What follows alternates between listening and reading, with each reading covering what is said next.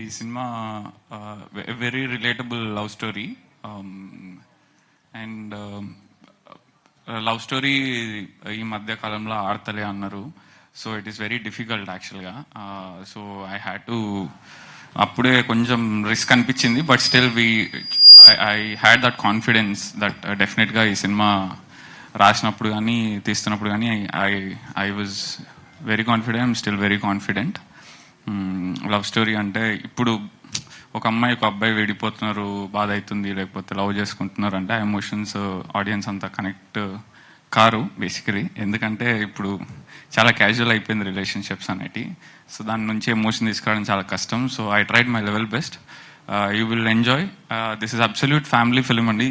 ఈ portion what ever you have seen is of course there is a bit of romance అయితే ఉంటుంది, because when I'm making 90s. Okay yeah.